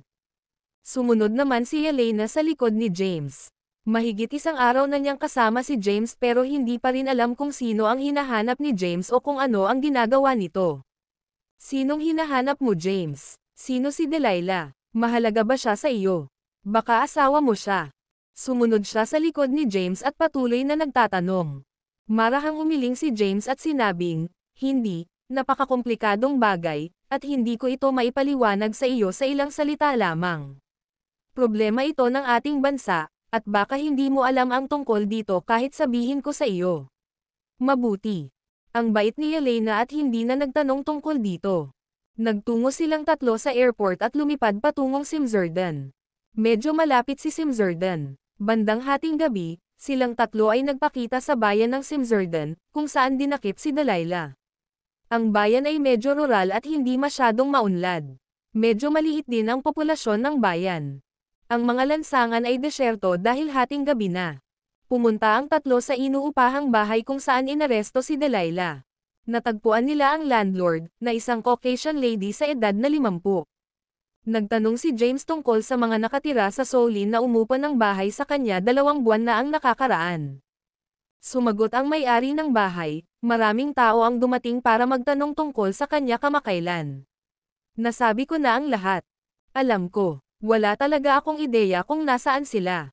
Halatang naiinis ang babaeng Caucasian.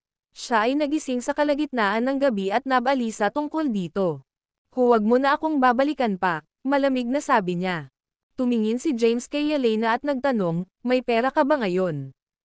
Naglabas si Elena ng bank card at sinabing, hindi, ito lang ang mayroon ako. Ginagamit ko lang ang card na ito kapag nasa labas ako. Pero hindi ko alam kung magkano ang nasa card. Sige, tumango si James. Si Elena ay miyembro ng Imperial Family ni Durandal. Kaya, dapat siyang magkaroon ng astronomical na halaga ng pera sa kanyang bank account. Tumingin si James sa may-ari at sinabing, hanggat sasabihin mo sa akin ang mga detalye ng nangyari, gagantimpalaan ko ito. Paano ang tungkol sa 10 milyong Erothia dollars? Ikaw ba talaga? Naintriga ang may-ari ng pera. Ang kanyang saloobin ay agad na umabot ng 180 degree na pagliko patungo sa partido ni James na parang mga puno ng pera. Dapat pumasok kayong tatlo. Mabagal nating talakayin ang mga detalye. Pinapasok niya ang tatlo sa bahay. Pagkapasok niya, nagtimpla siya ng tsaa para sa kanila. Pagkatapos ihain ang tsaa, sabik siyang tumingin kay James at sinabing, bigyan mo muna ako ng pera. Tumingin si James kay Elena at sinabing, I wire ang pera sa kanya. Okay, casual na sagot ni Elena. Siya ang prinsesa ni Durandal at hindi na kailangang mag-alala tungkol sa mga gastusin sa pamumuhay. Alam niya na 10 milyon. Malaking halaga ang Erothia dollars. Gayunpaman, ang pera ay isang grupo lamang ng mga numero para sa kanya. Ano ang iyong account number? Tumingin siya sa may-ari. Mabilis na sinabi ng landlord ang kanyang account number. Inilipat ni Elena ang pera. Hindi nagtagal, nakatanggap ang may-ari ng abiso sa paglipat. Nang makita ang balanse sa kanyang bank account, ngumiti siya ng malapad. Umupo siya at nagsimulang magsalita, ano ang pagkakakilanlan ng mag-inang iyon? Kamakailan lamang, maraming tao ang dumating para magtanong tungkol sa kanila. Maraming tao ba ang naghahanap sa kanila? Mahinang tanong ni James. Sandaling nag-isip ang may-ari at sinabing, hindi naman masyado, pero kasama kayong tatlo, may 3 grupo ng mga tao na nagtanong tungkol sa kanila. May mga dumating din kagabi para magtanong tungkol sa kanila. Ang video na ito ay edited by Urban Storytelling. Kabanata 1383. Napaisip si James saglit. Sa unang pagkakataon, ito ay dapat na kapag siya ay humiling ng isang tao upang imbestigahan ito. Dapat ang pangalawa ay mga tauhan ni Zaire. Sino ang kumuha sa kanila? Nag-isip sandali ang may-ari at sinabing, nangyari ito mga 2 buwan na ang nakakaraan. Naalala ko noong ika-5 ng Enero. Kinagabihan, sumiklab ang away sa kanilang silid.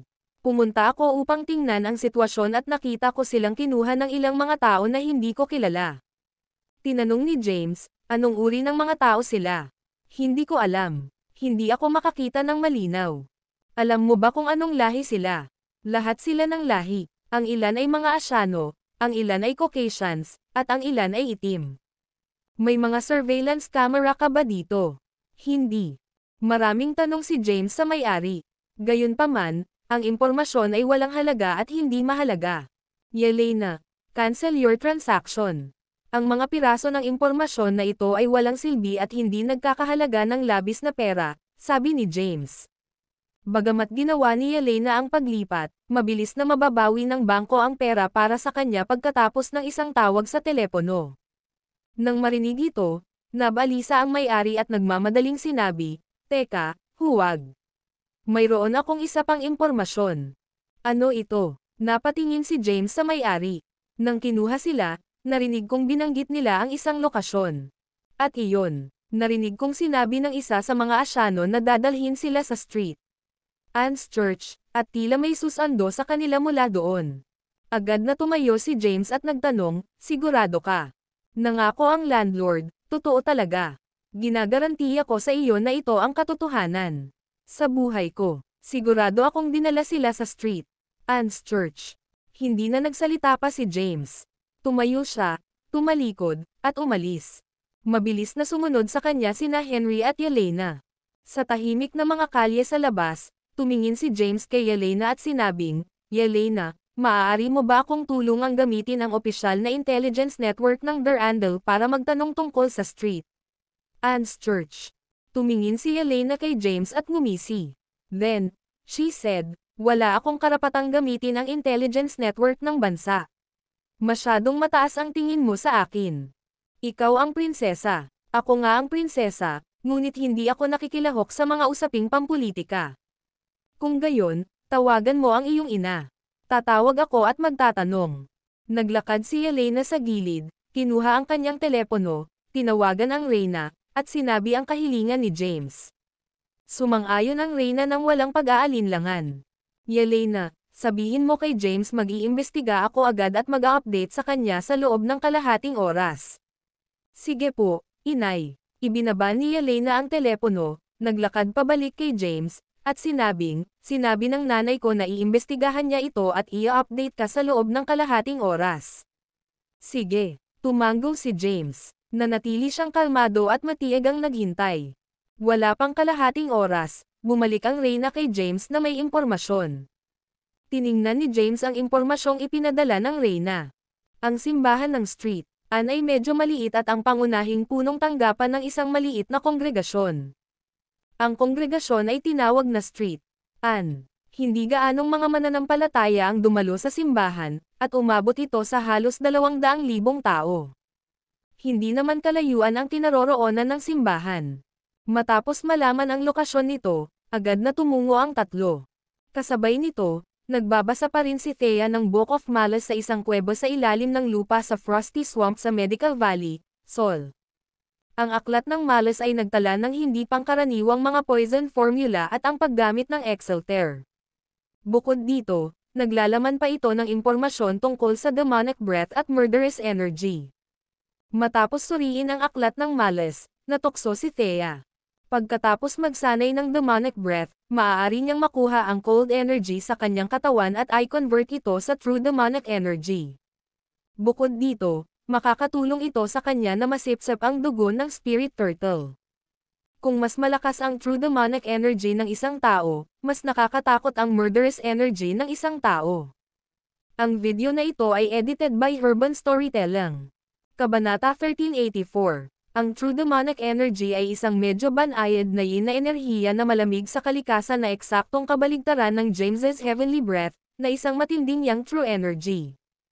Thea True of Cynthia. Ang tunay na enerhiya ni Cynthia ay may likas na yin din, at umakma ito sa true energy ni James. Maaari niyang isagawa ang manual ng martial art na naitala sa Moonlit Flowers sa Cliffside's Edge.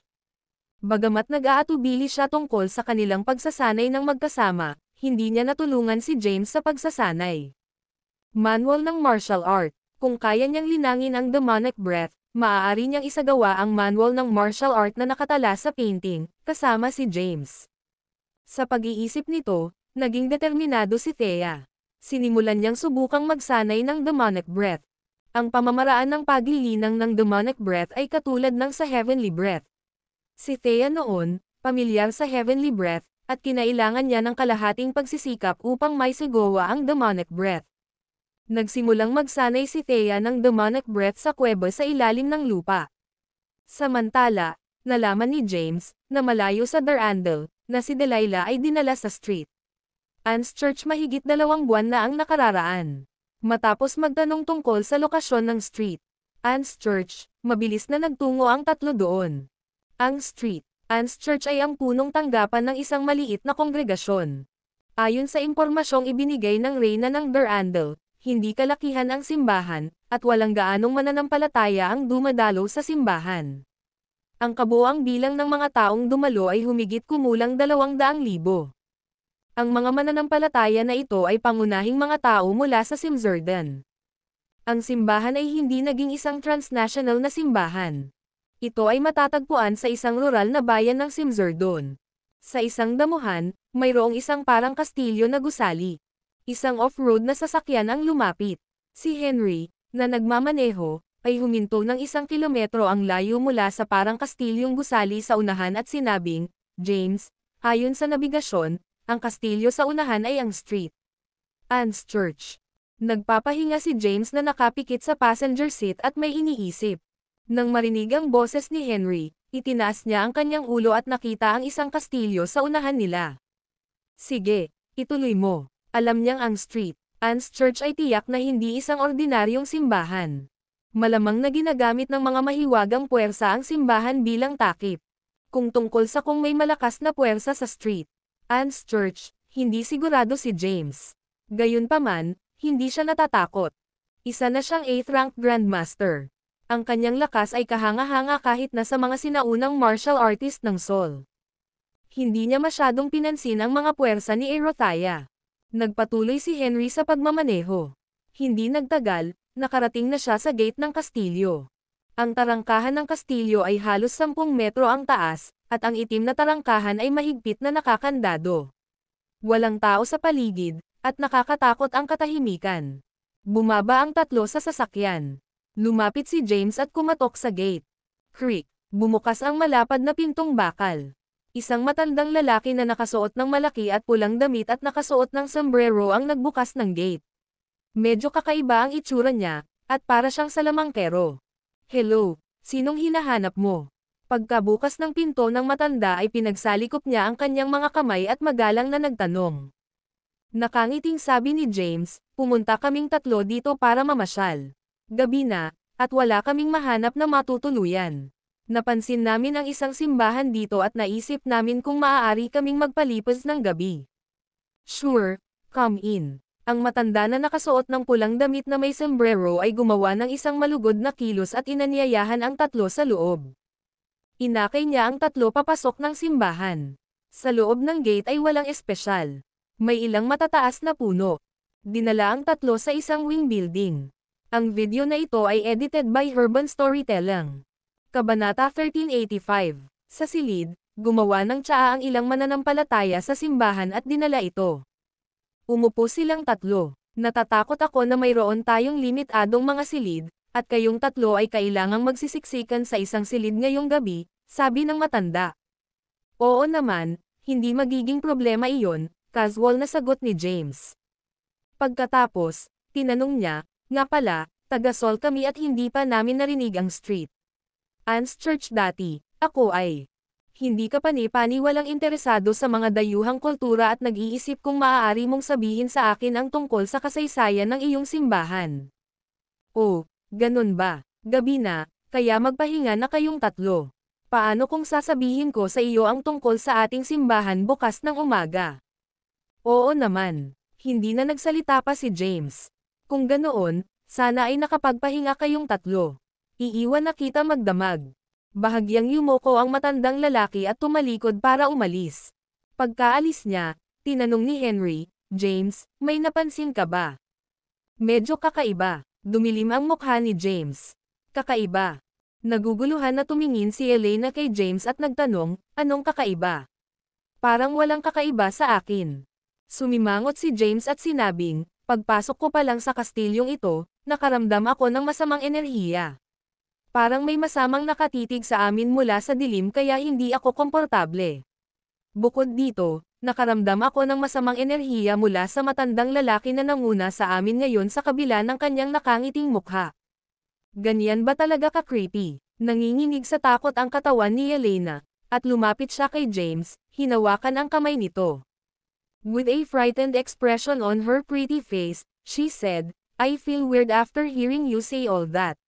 Bilisan na natin umalis, baka mawalan tayo ng buhay dito. Marahang binawi ni James ang kamay niya kay Elena.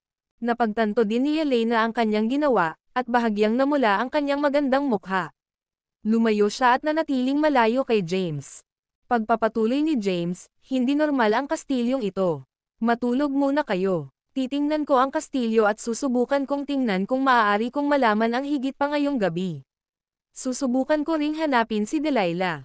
Mabuti kung mahanap ko siya, ngunit kung hindi, kailangan kong maging diretso at tanungin sila bukas. Worst comes to worst, I'll be left with no option but to fight. Sabi ni James na may gloomy expression. Ipinaalala ni Henry, James, dapat kang maging mas maingat. Ngumiti ng mahina si James. Hindi ito isang uri ng pugad ng dragon. Walang dapat ikabahala. Gayunpaman, kailangan kong tulungan mo akong panoorin si Elena. Huwag mong hayaang gumala siya. Matutulog na ako. Hindi na inistorbo ni Elena si James. Humikab siya, naglakad patungo sa kama, at humiga. Tahimik na nag-uusap sina James at Henry.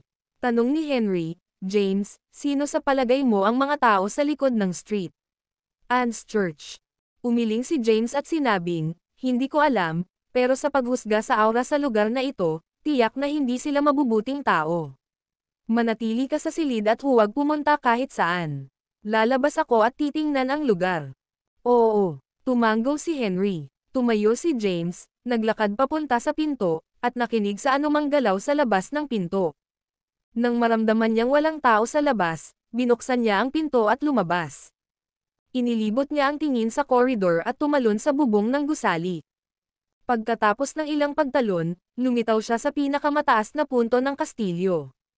Nakatayo sa pinakamataas na punto, pinagmasdan niya ang buong kastilyo. Ang lugar ng kastilyo ay medyo malaki at sumasaklaw ng 10 ektarya ng lupa. Gayunpaman, ang kastilyo ay bahagyang nasira at mukhang may daan-daang taon ng kasaysayan. Pumikit si James at pinakiramdaman ang paligid ng kastilyo. Siya ay isang 8th rank grandmaster na may malakas na pandama. Pagkaraan ng maikling sandali, tinansya niya na mga 3,000 tao ang nakatira sa kastilyo. Bigla siyang nakarinig ng isang malungkot na sigaw. Bahagyang nagsalubong ang kanyang mga kilay. Anong nangyayari? Bakit may sumisigaw? Maingat niyang pinag-aralan ang tunog. Kumunat ang noo ni James at mamulong, galing sa ilalim ng lupa. May sikretong underground basement sa kastilyong ito. Ang video na ito ay edited by Urban Storytelling. Kabanata 1386. Isang mahinang sigaw ang narinig ni James. Pagkatapos ng ilang pagsusuri, masasabi niyang nagmula ito sa malalim na ilalim ng lupa. Kaya, napagpasyahan niya na mayroong isang lihim na silong sa ilalim ng lupa na itinayo sa ilalim ng kastilyo na may maraming tao na nakakulong doon. Gayunpaman, hindi niya matiyak ang pagkakakilanlan ng mga taong nakakulong. Tumayo siya sa pinakamataas na punto ng kastilyo at naisip. Pagkaraan ng ilang oras, nagpasya siyang pumuslit sa underground basement dahil maaaring naroon pa si Delilah. Maingat niyang iniskan ang paligid ng kastilyo upang mahanap ang pasukan sa underground basement. Sa kabila ng matagal na paghahanap, hindi niya makita ang pasukan. Umupo siya sa isang lotus na posisyon sa pinakamataas na punto ng kastilyo at ipinikit ang kanyang mga mata. Naliwanagan ang kanyang isip, at nagsimulang maramdaman ang kanyang paligid at ang direksyon ng tunog. Maraming tunog ang pumapasok sa kanyang tenga. May ilang boses na nakikipag-usap sa loob ng kastilyo, at automatiko niyang sinubukang hadlangan ang kanilang pag-uusap. Bigla niyang narinig ang isang mahalagang pag-uusap. Arsobispo, may ilang mga solin na nananatili sa kastilyo ngayong gabi. Anong klaseng tao sila? Ang isa sa mga lalaki ay medyo patas, ang isa ay medyo mamumulti, at ang babae ay Caucasian. Inaangkin nila ng mga turista na hindi makahanap ng matutuluyan at hiniling na manatili sa kastilyo ng isang gabi. Gayunpaman, ang isa sa mga lalaki ay may dalang espada at tila hindi isang normal na turista. Walang pwedeng magkamali ngayon. Sa umaga, itaboy sila kung normal silang tao. Kung mayroon silang ibang intensyon, ayusin ito sa lalong madaling panahon. Sige, iimbestigahan ko kaagad ang background nila. Ang pag-uusap ay nagaganap malapit sa kinaroroonan ni James at mga 20 metro ang layo sa loob ng isang silid. Arsobispo, kumunat ang noo ni James nang marinig ang usapan nila. Masasabi niyang ang tinaguriang arsobispo ay ang amo ng street, Anne's Church, habang ang isa pang boses ay ang matandang lalaki na nagdala sa kanila sa kastilyo. Noong una, binalak niyang pumuslit sa underground na piitan para tingnan ang sitwasyon. Gayunpaman, tila hindi na kailangan dahil mahahanap na lang niya ang arsobispo. Tinukoy niya ang lokasyon ng arsobispo. Ang kanyang katawan ay tumalon sa hangin at lumipad patungo sa tunog. Maya-maya, sumulpat si James sa pintuan ng isang kwarto. Bumukas ang pinto pagkarating niya sa silid, at lumabas ang isang matandang lalaki na nakasuot ng pulang damit at sombrero. Ang matandang lalaki ang nagdala kay James sa kastilyo. Natigilan siya nang makita si James. Walang awa sa kanya si James at agad na sinugod ang matanda. Itinulak ng kanyang palad ang napakalakas na puwersa sa matanda. Tinamaan ng nakakatakot na puwersa, sabog siya pabalik sa silid. Sinundan siya ni James sa kwarto. Pagpasok sa silid, nakita ni James ang katawan ng matanda na lumulutang sa himpapawid, tila sinalo ng malakas na puwersa. Isang medyo may edad na lalaki ang nakaupo sa likuran niya. Isa siyang Caucasian na lalaki na matangkad at matipuno, nakasuot ng gintong balabal. Itinaas niya ang kanyang kamay, at nagkaroon ng puwersa mula rito at iniunat sa matandang lalaki, na pinalipad sa silid. Binawi ng nasa katanghaliang gulang na lalaki ang kanyang lakas, at ang matanda ay nakatayong matatag sa sahig. Bahagya siyang umatras at tumabi sa lalaking nasa katanghaliang gulang na nakasuot ng gintong robe, maingat na nakatitig kay James. Unti-unting tumayo ang nasa katanghaliang gulang na lalaking naka-golden robe at mariing tinitigan si James.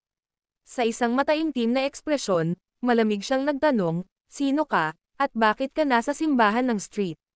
Anne. Pinandilatan ni James ang nasa katanghaliang gulang na lalaking naka-golden robe. Naramdaman niya ang malakas na aura mula sa nasa katanghaliang gulang na lalaki. Hindi siya mas mahina kaysa sa isang pang-anim na ranggo na Grandmaster. Kumunat ang noo ni James. Hindi niya inasahan na ang isang malakas na tao ay nagtatago sa isang maliit na bayan tulad ng Simzerdan. Gayunpaman, wala siyang dapat ikatakot. Dapat ay mahulaan mo ang aking pagkakakilanlan. Isang martial artist mula sa Seoul. Ang video na ito ay edited by Urban Storytelling.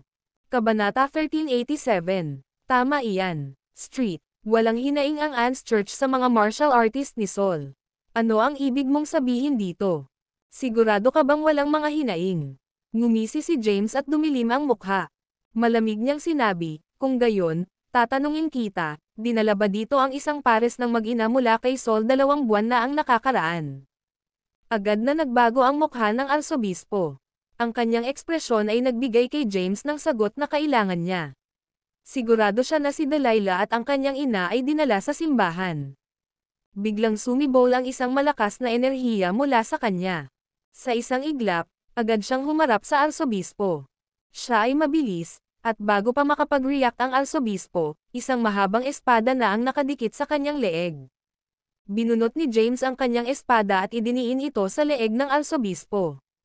"Huwag mong sabihing hindi kita binigyan ng pagkakataong mabuhay. Magtatanong ako, at sasagutin mo, maintindihan. Kung hindi ako nasiyahan sa mga sagot mo, huwag mo akong sisihin sa pagiging walang awa mo," malamig na banta ni James.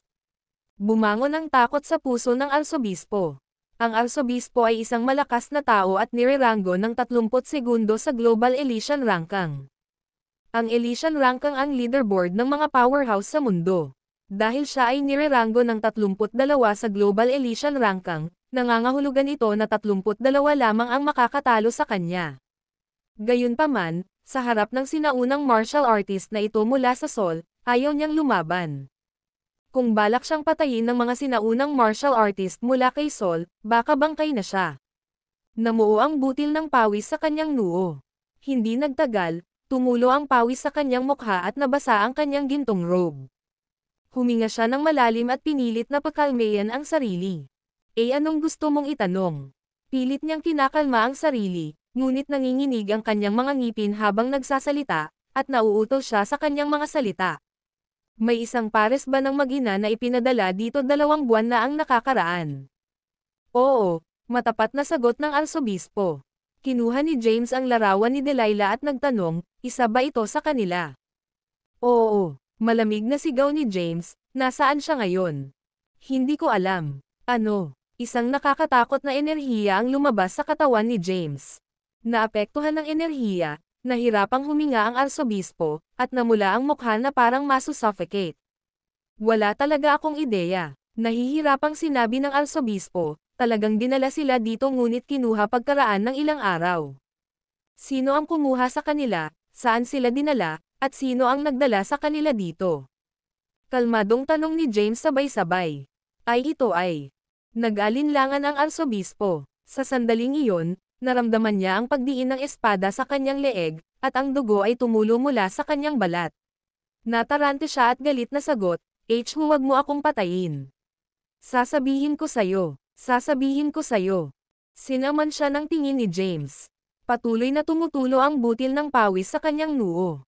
Hindi ko alam kung sino ang nakahuli sa kanila at kung saan sila dinala, ngunit alam ko ang mga taong nagdala sa kanila dito ay mula sa Paul Ores sect. Nagtanong muli si James, ano ang pinagmulan ng Paul Ores sect? Paano ko ito ipapaliwanag sa iyo?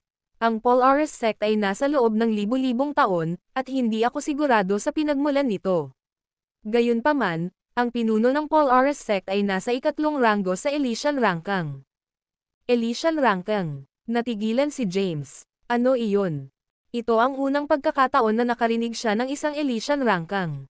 Ipinaliwanag ng arsobispo, ang Elysian Ranking ay ang leaderboard ng mga makapangyarihang tao mula sa buong mundo, hindi kasama ang mga sinaunang martial artist ng Seoul.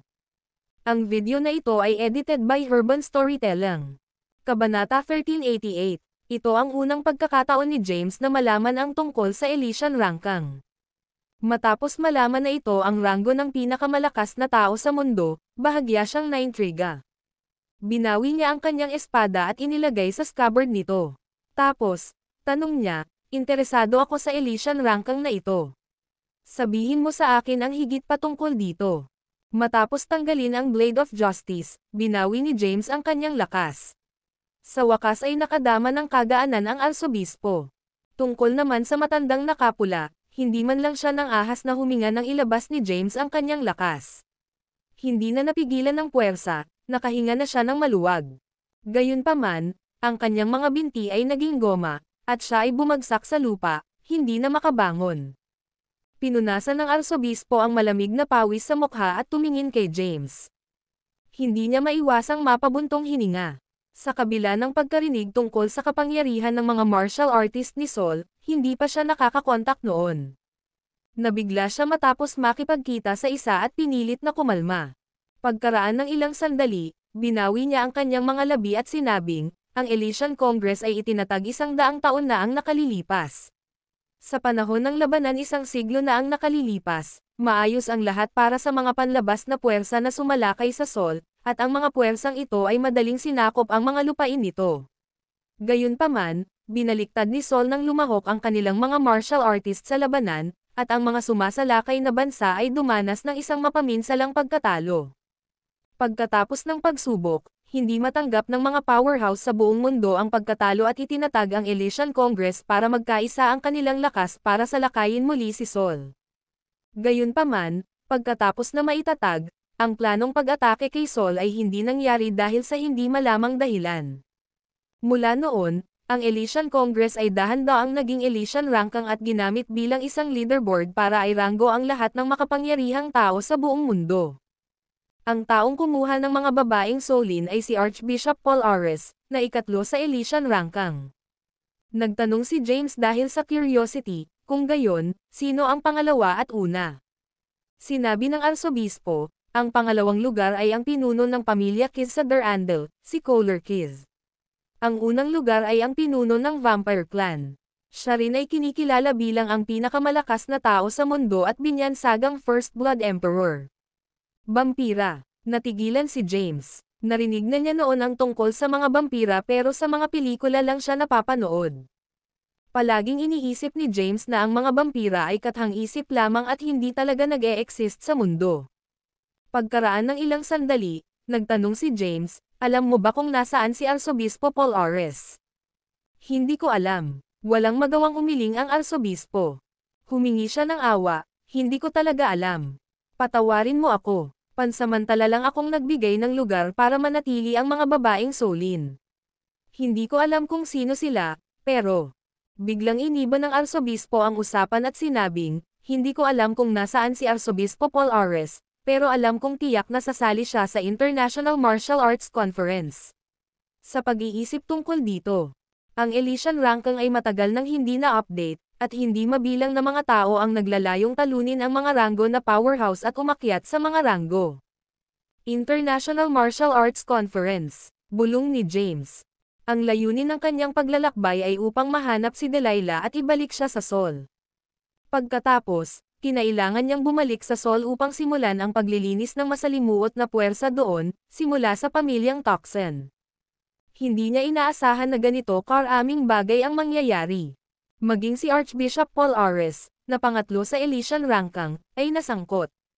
Mukhang kailangan kong lumahok sa komperensya sa Mount Olympus at makilala itong tinatawag na Arsobispo Paul Ares, na nasa ikatlong ranggo sa Elysian Rankang, naisip ni James.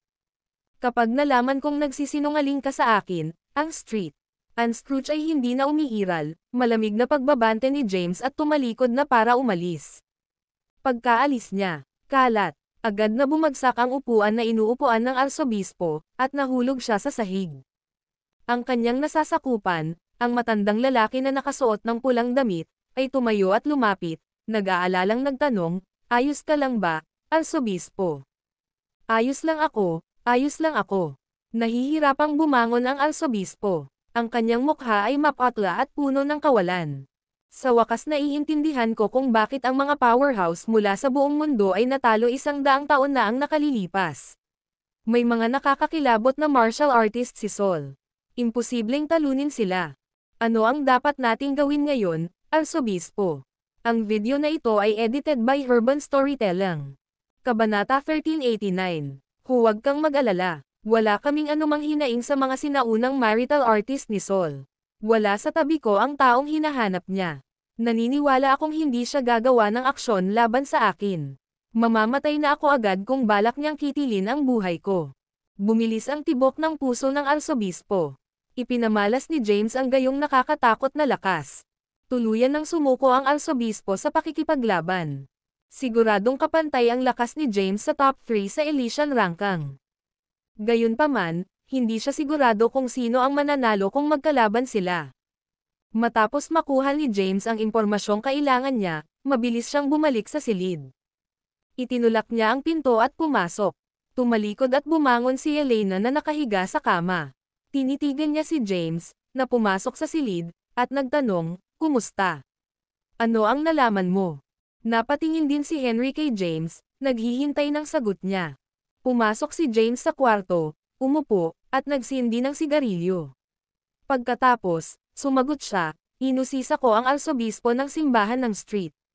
At nalaman ko ang tungkol sa pagkakaroon ng Elysian Rankang. Ang mga taong hinahanap namin ay inalis ni Archbishop Paul Ares, na ikatlo sa Elysian Rankang."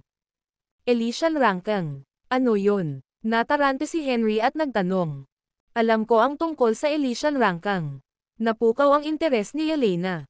Bumangon siya sa kama at lumapit kay James. Umupo siya sa tabi niya at masayang sinabi, "Narinig ko na ang nanay ko na nag-uusap tungkol sa Elysian Rankang. Sila ang orihinal na Elysian Congress na itinatag upang ibagsak ang mga sinaunang martial artist ng Sol, ngunit sa huli ay naging isang ranggo ng malakas sa buong mundo." "Ma'am, Tama iyon. Tumanggo si James at umamin. Tanong ni Henry, kung gayon, ano ang susunod nating gagawin? Hinihit-hit ni James ang kanyang sigarilyo at same time na sumagot, sasali si Archbishop Paul Ares sa International Martial Arts Conference. Ayokong sumali, pero wala akong choice kundi sumali. Ang galing. Sa lakas mo, siguradong makakakuha ka ng magandang ranking sa conference, pumalakpak si Elena at sinabing. Si James ay hindi interesado sa mga ranggo. Gusto lang niyang iligtas si Delilah at umuwi. Manatili kayong dalawa sa kwarto at huwag kayong gagalaw. Pupunta ako sa underground basement nila at titingnan ko kung sino ang nakakulong doon. Pagkatapos magutos ni James ay umalis na ulit siya. Sa pagkakataong ito, dumiretso siya sa arsobispo. Bago pa umalma ang arsobispo sa gulat dahil kay James, bumalik si James. Nang makita niya si James, natakot siya kaya nanlambot muli ang kanyang mga paa. Agad siyang humingi ng awa. Hindi ko talaga alam. Ang bagay na ito ay walang kinalaman sa akin. Tumingin sa kanya si James at mahinahong sinabi, pumunta ako para makita ka dahil gusto kong tingnan ang underground basement mo. Ito, tila nabahala ang arsobispo sa kanyang kahilingan. Anong mali? Ito ba ay hindi komportable? Malamig na tanong ni James. My honored guest from Seoul, inaamin ko hindi ako mabuting tao. Sinipsip ko ang lakas ng mga taong nakakulong sa piitan para pagbutihin ang sarili kong lakas. Sa pagharap sa mabigat na tao mula sa Seoul, ipinagtapat ng arsobispo ang kanyang mga kasalanan. Pupunta ako upang tingnan. Hindi lubos na nagtiwala si James sa arsobispo. Natatakot siya na baka makulong pa si Delilah sa underground na silong at palalampasan niya ang pagkakataong iligtas siya kung aalis siya pagkatapos na malinlang. Ito. Naguguluhan ang ekspresyon ng arsobispo. Pangunahan. Sigaw ni James. Ang kanyang boses ay parang dagandong ng kulog, at agad na blanko ang isip ng arsobispo. Kaagad siyang tumayo, gayunpaman, nanghina ang kanyang mga paa, at muli siyang bumagsak sa sahig. Pinilit niyang bumangon at sumandal sa dingding bilang suporta. Pagkatapos, itinuro niya si James sa isang direksyon, na nagsasabing, ang aking pinarangalan na panauhin, sa ganitong paraan, mangyaring. Ang video na ito ay edited by Urban Storytelling. Kabanata 1390. Hindi nang ahas ang arsobispo na tanggihan si James. Personal niyang dinala si James sa underground basement ng Street Anne's Castle. Ang pasukan ng piitan ay hindi mahalata at posible lamang na makahanap ng may nangunguna sa daan. Maraming tao ang nagbabantay sa pasukan ng piitan. Naramdaman ni James ang medyo malakas na aura mula sa mga gwardya, at halatang hindi sila ordinaryong tao. Arsobispo. Lumuhad ang mga gwardya at pare-pareho siyang binati nang dumating ang arsobispo. Malungkot ang ekspresyon ng arsobispo, at hindi siya naglakas loob na makipag-usap sa kanyang mga nasasakupan. He turned to look at James helplessly and said, "My honored guest, this really has nothing to do with me. Pansamantala ko lang silang pinananatili dito. Itigil ang pagmumura ng walang kaparerikan at magpatuloy sa pangunguna." Oo naman. Please follow me. Hindi nagtagal, pinangunahan ng arsobispo si James sa kalaliman ng silong sa ilalim ng lupa. Ang silong sa ilalim ng lupa ay madilim at mamasa-masa. Hindi mabilang na mga kulong ang bakal ang itinayo, at maraming tao ang nakakulong sa mga ito. Ang mga taong ito ay nakahandusay sa lupa ng malungkot, at sila ay sumigaw ng buong lakas. Walang buhay ang kanilang mga hiyawan na parang nasa bingit ng kamatayan. Tumayo si James sa harap ng isang bakal na kulungan at tiningnan ang taong nakakulong sa loob. Ang taong nasa loob ay nakasuot ng manipis na damit, napakapayat, at huminga ng mahina. Ang bilanggo ay mukhang nasa kanyang huling hininga. Kumunat ang noo ni James at naisip, anong uri ng masamang sining ang ginagawa ng arsobispo? Bakit kailangan niyang sumipsip ng enerhiya ng mga nabubuhay na tao upang madagdagan ang kanyang lakas? Napatingin siya sa arsobispo na nakatayo sa tabi niya. Natakot ang arsobispo, at bumigay muli ang kanyang mga paa, dahilan para bumagsak siya sa lupa. Humawak siya sa pinto ng bakal na kulungan at nahihirapang tumayo. Malungkot ang mukha, nagmamakaawa siya, "Please spare me. Hindi na ako maglalakas loob na gawin ito. Hindi ako kukuha ng mga estranghero para dumami." Hindi siya pinansin ni James at nagpatuloy sa paglalakad papasok sa basement. Pangunahing gusto niyang tingnan kung nasa basement pa rin si Delilah. Matapos maglibot sa basement, natagpuan niya ang humigit kumulang 300 tao na nakakulong, ngunit lahat sila ay mga lalaki, at ni isang babae ay hindi nakikita. Si Delilah ay hindi kabilang sa mga nakakulong na ito. Orihinal na nilayon ni James na iligtas ang mga taong ito. Gayunpaman, napansin niyang mahina ang kanilang sigla at hindi mabubuhay ng matagal kahit na sila ay nailigtas mula sa basement. Tsaka wala siya sa Sol at ayaw makialam sa negosyo ng ibang tao. Umalis siya sa underground basement. Sinundan siya ng arsobispo. Huminahon ang hindi mapakalinyang puso dahil hindi gaanong nasabi ni James ang kanyang mga kasamaan. Sa labas, tumingin si James sa arsobispo, tinapik siya sa balikat, at sinabing, "Hindi ko intensyon na makialam sa mga gawain mo at hindi ko ito papansinin. Gayunpaman, gusto ko lang ipaalam sa iyo na hindi tama na pagbutihin ang iyong lakas sa pamamagitan ng mga baluktot na paraan. Dapat mong ihinto ang paggawa nito sa hinaharap. Hindi kita papakawalan ng ganoon kadali kung malalaman kung pinagpatuloy mo ang mga ganyang bagay." Pagkatapos magbigay ng babala, tumalikod si James at umalis. Muling bumagsak sa lupa ang arsobispo pagkatapos makalayo si James. Bumalik si James sa kwarto. Sa sandaling binuksan niya ang pinto at pumasok sa loob, nagtanong si Elena, "Paano ito?" Umiling si James at sinabing, "Wala lang. Wala dito ang taong hinahanap ko, alis na tayo." "Saan tayo pupunta ng gabi na? Bakit hindi tayo magdamag?" Bakas sa mukha ni Elena ang pagkadismaya. "Maaari kang magpatuloy sa pananatili dito. Masama ang lugar, at hindi ako komportable sa amoy," sabi ni James. Kinilig si Elena at mabilis na tumayo, at sinabing, "Umalis na tayo. Sasama ako sayo." Ang tatlo ay hindi na nanatili sa St. Anne's Church at umalis kaagad. Pagkalabas ng simbahan, nagtanong si Henry, "Saan pupunta, James?" Sinabi ni James, "Sa Mount Olympus. Kailangan kong mahanap si Arsobispo Paul Ares at magtanong tungkol sa kinaroroonan ni Delilah. Isa pa, sasali ako sa International Martial Arts Conference habang nandoon ako para maranasan ang lakas ng mga powerhouse sa buong mundo." Sige, tumanggo si Henry at nagmaneho.